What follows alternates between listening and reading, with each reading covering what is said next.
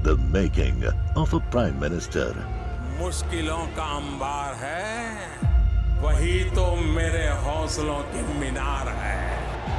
हिंदुस्तान में दो प्रधान दो निशान नहीं चलेंगे। अगर इतनी ताकत ये पाकिस्तान के खिलाफ लगा दे तो आतंकवाद आजाद हो गया। हम चुनौतियों से टकरा रहे हैं। सर्जिकल स्ट्राइक और एयर स्ट्राइक करके नए भारत के सामर्थ्य का संदेश भी दे दिया है। तुम उठो, तिरंगा लहरा दो। जननायक नरेंद्र मोदी के 20 वर्ष पुराने भाषणों पर आधारित एक बेहद लोकप्रिय कार्यक्रम। क्या कहते हैं नरेंद्र मोदी?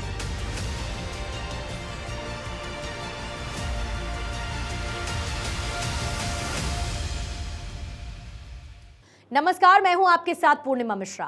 हमारे खास प्रोग्राम क्या कहते हैं नरेंद्र मोदी में आज आपको सुनवाएंगे मोदी का वो ऐतिहासिक भाषण जो उन्होंने 20 जनवरी 2012 को गोधरा में दिया। एक जनसभा को संबोधित करते हुए मोदी ने कहा कि विकास क्या होता है, ये हमारी सरकार ने गुजरात में साबित कर दिखाया। विकास का मॉडल क्या होता है, ये हमने सिद्ध करके दिया है। एक जमाना था जब कोई पानी मांगता था, भाइयों बहनों, गुजरात में पानी मांगो यानी क्या, टैंकर भेजने की व्यवस्था होती थी। पानी की आम आदमी मांग करे, हर साल मांग करे। जनवरी फरवरी आया नहीं कि पानी की किल्लत शुरू नहीं हुई और तुरंत सारे सरकारी बाबू और पॉलिटिकल लीडर तय कर ले कि टैंकर देने का काम शुरू करो। भाई भतीजे टैंकर खरीद ले, बैंकों से लोन लेकर के, सरकार से उनको काम मिल जाए, आधा पानी आए, आधे टैंकर आए, पूरे पानी का बिल, पूरी सब टैंकर का बिल, यही कारोबार चलता था। जब मैं गुजरात की धरती पर ये दायित्व आप लोगों ने मुझे दिया, तब गुजरात में 4000 से अधिक गांव ऐसे थे कि जहां टैंकर से पानी दिया जाता था। करीब करीब 30% गांव ऐसे थे इस राज्य के जहां टैंकर से पानी दिया जाता था, और टैंकर से पानी देना यानी एक बहुत बड़े भ्रष्टाचार का खेल चलता था। और वो इसी में आनंद मानते थे कि हफ्ते में 2 दिन टैंकर आ गया, लोगों को कहते देखिए सरकार कितना काम करती है। उनका विकास का मॉडल ये था। कोई ज्यादा जागरूक गांव है, पानी की मांग करता था, तो क्या करते थे, हैंडपंप। उनकी सोच लंबे से लंबी कितनी थी, हैंडपंप। पानी देना इन्हें क्या करना, हैंडपंप लगाना। उनको हैंडपंप से आगे पानी की कोई व्यवस्था हो सकती है, ये विकास का कोई नक्शा उनके दिमाग में नहीं था। कभी सोचा तक नहीं था उन्होंने कि लोगों को पीने का पानी कैसे मिले। हैंडपंप, और वो भी कैसी हालत कि उसका अगर वायुस्तर खराब हो गया तो 1 हफ्ते के भीतर फिर हैंडपंप बंद हो जाए, और फिर वायुस्तर आने का रिपेयरिंग में 2 साल लग जाते थे, और लोग वो खंभा देखते रहते थे घर के बाहर। वो एक स्मारक होता था, उनके गवर्नेंस का स्मारक हुआ करता था। ये विकास का मॉडल था।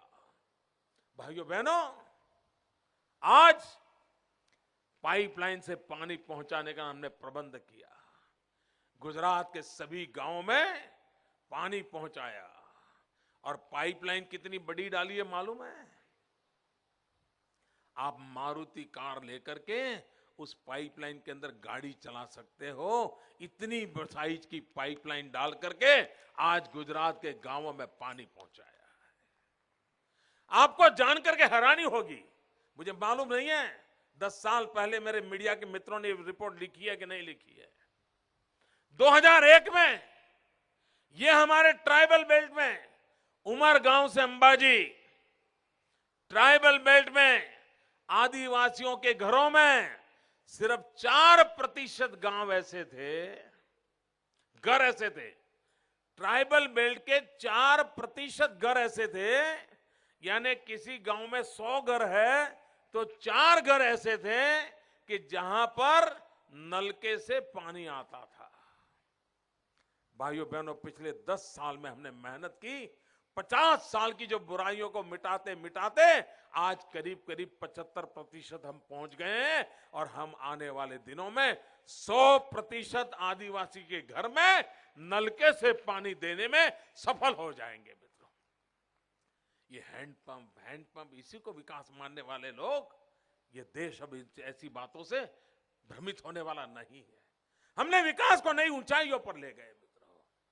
एक जमाना था अंकलेश्वर, वापी, वलसाड़, वहां कुछ कारखाने लग गए थे और ये सीना तान करके घूम रहे थे, golden corridor, golden corridor, golden corridor. यानी एक 40-50 किलोमीटर रास्ते के दो तरफ कुछ कारखाने लग गए, उस गोल्डन कॉरिडोर यानी गुजरात का विकास हो गया, उसी पर नाच रहे थे। क्या एक 40-50 किलोमीटर का कॉरिडोर में अगर उद्योग आ गए तो गुजरात औद्योगिक राज्य हो गया?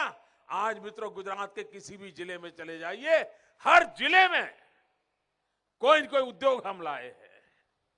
आप गोधरा से निकलिए, बड़ौदा तक जाइए, पूरा रास्ता उद्योगों से भरता चला जा रहा है मित्रों।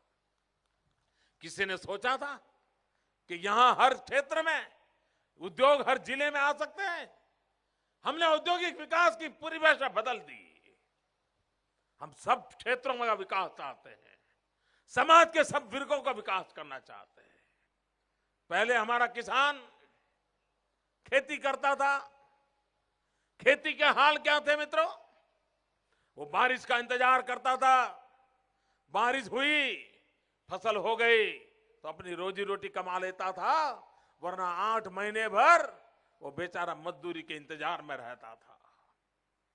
पानी समुद्र में बह जाता था, पानी का उपयोग नहीं हो पाता था। वर्षा होती थी, पानी बह जाता था। हमने पानी को रोकने का प्रबंध किया, पानी को प्राथमिकता दी और आज परिणाम क्या आया है? मैं हमारे कांग्रेस के मित्रों को चैलेंज करता हूं, आह्वान करता हूं,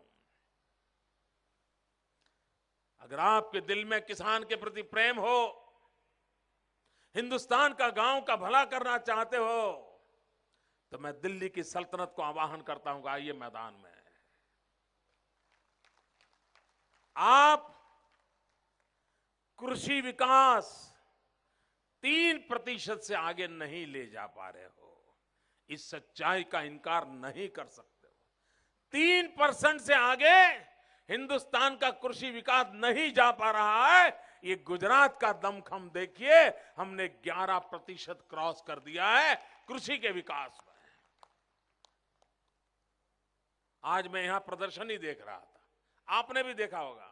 संतरामपुर इलाके के किसान मुझे मिले, वो कहते हैं हम आधुनिक ढंग से अब परवर की खेती करते हैं और 1 एकड़ भूमि में 2.5 लाख 3 लाख रुपया कमाना हमारे लिए संभावना पैदा हुई है। मैंने कहा इतने परवर बेचोगे कहां? तो उनको साफ पता है कि साहब मुंबई जाएगा और मुंबई से विदेश तक चला जाएगा, हमारा संतरामपुर का परवर दुनिया के बाजार में बिके, ये सपना देख करके काम रहे हैं। मित्रों, चीजें बदली जा सकती है, उनको विकास का ये रूप मालूम तक नहीं था, वो छोटे छोटे खेल खेलने में लगे थे। हमने एक बहुत बड़ी स्थिति को पैदा किया है।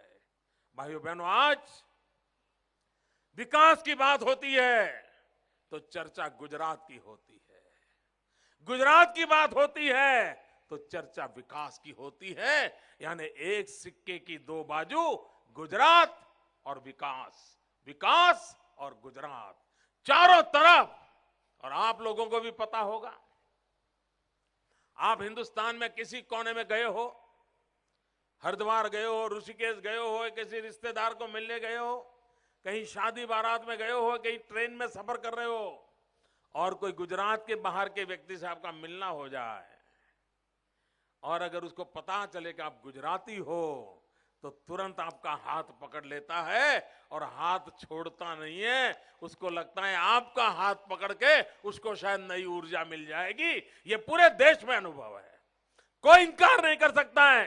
मित्रों, कुछ राजनीतिक कारणों से इस सच्चाई को दबाने की कोई कोशिश करता होगा तो उसकी आत्मा को भी पूछे। यहां आए हुए हर व्यक्ति के जीवन में अगर कोई अन्य राज्य का व्यक्ति मिला होगा, यह अनुभव आया होगा, यह मैं दावे से कहता हूं। यह ऐसे वैसे नहीं आया है, यह ऐसे वैसे नहीं आया है।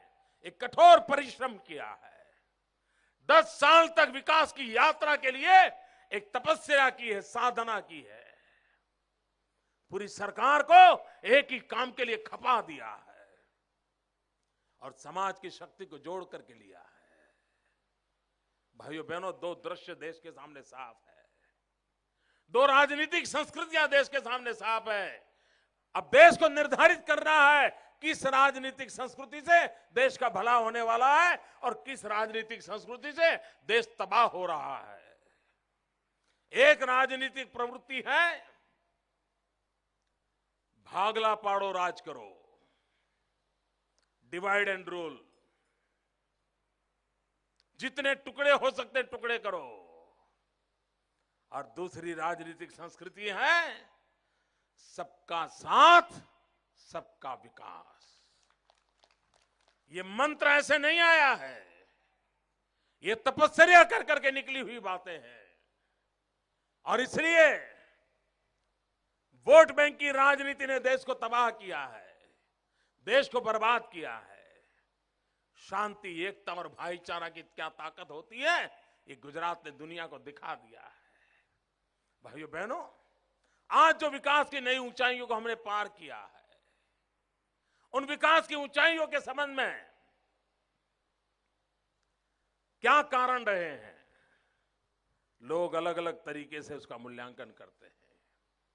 किसी को लगता है कि मुख्यमंत्री अच्छे आए हैं इसलिए विकास हो रहा है, किसी को लगता है कि सरकार अच्छी आई है इसलिए विकास हो रहा है, किसी को लगता है कि सरकारी मशीनरी काम करने लगी है इसलिए विकास हो रहा है, किसी को लगता है कि हमारा डीडीओ अच्छा है इसलिए काम अच्छे हो रहे हैं, किसी को लगता है हमारा टीडीओ अच्छा है इसलिए काम हो रहे हैं, किसी को लगता है हमारा ग्राम सेवक अच्छा है इसलिए विकास हो रहा है। हर एक लोगों को अलग अलग कारण दिखते हैं, जिसको जो अनुभव है वो कारण नजर आता है। लेकिन भाइयों बहनों, मैं जहां बैठा हूं वहां से मुझे कुछ और भी दिखता है, मुझे देखने का अवसर ज्यादा मिलता है। और इसलिए गुजरात ने आज जो विकास प्राप्त किया है, गुजरात ने विकास की ऊंचाइयों को प्राप्त किया है, उसका अगर श्रेय किसी को जाता है, उसका यश किसी को जाता है तो मेरे 6 करोड़ गुजराती भाइयों बहनों को जाता है। ये आपके कारण हुआ है, ये आपकी बदौलत हुआ है। वो कौन सी ताकत है जिसके कारण हुआ है? लोग कहेंगे कि 6 करोड़ नहीं तो 5 करोड़ तो पहले थे ही थे, तो पहले क्यों नहीं हुआ? आपका सवाल वाजिब है। पहले क्यों नहीं हुआ? क्योंकि पहले क्या होता था, आए दिन एक जाति दूसरी जाति के साथ भिड़ती थी, कोई खाम पॉलिटिक्स लाता था और दूसरे समाज को मारने पीटने की आह्वान करता था, कोई दूसरी राजनीति लाता था, तीसरे समाज को मारने की कोशिश करता था। आदिवासियों में भी ये फलाना आदिवासी है, ये डिकना आदिवासी है, उनके बीच भी लड़ाई करवा देना, एक जाति को दूसरी जाति के खिलाफ लड़ा देना। किसान अगर फसल पैदा कर करके खेत में रख के आया है, फसल काटने का नौबत आई हो और किसी दूसरी जाति के लोगों को गुस्सा आया तो रात में जाकर के आग लगा देते थे। The making of a prime minister. मुश्किलों का अंबार है, वही तो मेरे हौसलों की मीनार है। हिंदुस्तान में 2 प्रधान 2 निशान नहीं चलेंगे। अगर इतनी ताकत ये पाकिस्तान के खिलाफ लगा दे तो आतंकवाद आजमा हो गया। हम चुनौतियों से टकरा रहे हैं। सर्जिकल स्ट्राइक और एयर स्ट्राइक करके नए भारत के सामर्थ्य का संदेश भी दे दिया है। तुम उठो, तिरंगा लहरा दो, जननायक नरेंद्र मोदी के 20 वर्ष पुराने भाषणों पर आधारित एक बेहद लोकप्रिय कार्यक्रम क्या कहते हैं नरेंद्र मोदी